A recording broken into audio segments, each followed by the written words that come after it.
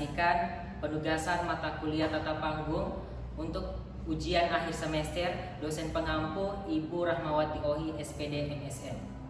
Perkenalkan, nama saya Alun Harapa dengan NIM 3414230009. Perkenalkan, nama saya Febriani Sianggole dengan NIM 3414230440. Perkenalkan, nama saya Sarmila Abdullah dengan NIM 3414230024. Perkenalkan, nama saya Wulandri Anastasia Mohi dengan NIM 3414230039. Nama saya Muhammad Najmi dengan NIM 3414230022. Saya Safira Nur Adriani dengan NIM 3414230021. Saya Dedi Saputra dengan NIM 3414230003. Dan saya Nazlia Ramadhani Muhdin dengan NIM 3414230036. Saya Nurazian Taim dengan NIM 3414230035. Berikut penjelasan tata panggung dari kami.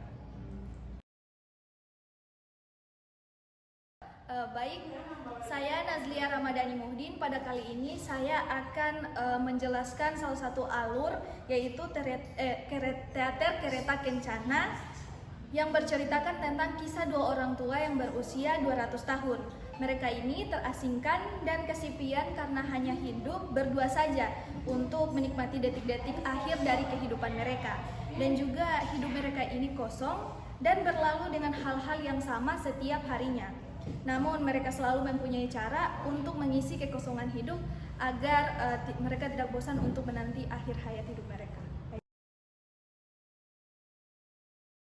Alasan kami mendesain konsep tata panggung seperti ini yaitu di mana cerita daripada naskah tersebut berada di satu ruangan, yaitu ruang tamu, sehingga kami mendesain konsep tata panggung seperti berada di ruang tamu.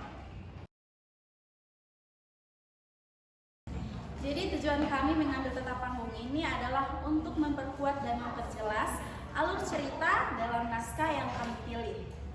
Karena dalam naskah yang kami pilih ini, alur cerita terjadi dalam satu ruangan, yaitu dalam ruangan tamu. Iya, pemilihan properti, setting dan lain sebagainya dalam naskah ini itu kita menyesuaikan dengan latar cerita dari naskah yang kami pilih. Di mana layaknya sebuah ruang tamu yang pastinya ada kursinya, ada lemari, ada kaca dan lain sebagainya. Nah, kenapa sih kami memilih ada kursi goyang? Nah, itu disesuaikan dengan naskah yang kami pilih. Dari latar belakang cerita naskah ini, itu naskah yang dari luar negeri kemudian disadur oleh W.S. Rendra. Kemudian fungsinya apa sih kursi goyang yang kami masukkan dalam setting panggung itu? Dalam alur cerita ada bagian atau part-part kaki itu duduk di kursi goyang, sehingga kami memilih ada kursi goyang dalam tata panggungnya. Kemudian fungsi tongkat ya digunakan kaki untuk berjalan. Jadi pemilihan properti dan lain sebagainya itu disesuaikan dengan alur cerita dan apa-apa saja kebutuhan dari tokoh atau aktor dalam cerita tersebut. Jadi, dalam naskah ini tidak ada pergantian latar atau setting, karena dari awal sampai akhir alur cerita naskah berada dalam ruang tamu. Baik, jadi di sini saya akan menjelaskan tentang kostum yang digunakan oleh para aktor. Nah, kostum yang mereka gunakan adalah kostum budaya orang luar. Di sini ada dua tokoh, yaitu tokoh nenek dan tokoh kakek. Nah, kostum yang digunakan tokoh nenek yaitu baju kebaya yang bercorak emas dan syal yang berwarna hijau. Nah, kebaya yang digunakan nenek adalah kebaya bercorak emas karena menandakan bahwa mereka adalah orang yang berada. Kemudian tokoh kakek menggunakan kostum baju kemeja berwarna merah dan topi khas seorang profesor yang menandakan bahwa dulunya seorang kakek adalah seorang profesor atau dosen. Jadi dalam Kereta Kencana kami menggunakan beberapa backsound, yaitu berupa backsound sedih, gembira, tegang, dan juga Kereta Kencana. Itu menyesuaikan naskah alur cerita dari naskah yang kami pilih. saya akan menjelaskan peran saya sendiri, yaitu sebagai aktor yang berperan sebagai Nenek. Nah, jadi dalam naskah drama Kereta Kencana yang kami ambil ini, peran Nenek sangat penting sebagai figur yang penuh perhatian dan mengayomi suaminya yang seringkali manja dan sering meratapi nasib. Nah, Nenek berusaha untuk menghibur dengan berbagai cara, termasuk berperan dan bercerita untuk mengusir rasa bosan dan kesepian.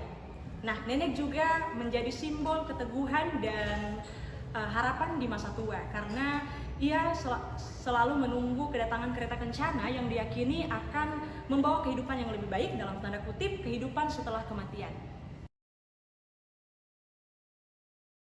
Baik, saya menjelaskan tentang peran tokoh kakek dalam kereta kencana. Dalam naskah Kereta Kencana, kakek merupakan sebuah tokoh utama dalam naskah tersebut. Kakek memiliki sebuah penokohan yang beberapa, yaitu manja. Manja dibuktikan dengan Nenek berdialog, kau banyak manjakan aku manis. Yang kedua ada rewel, dibuktikan dengan dialog Nenek, kenapa kau buka jendela itu? Kau nanti masuk angin.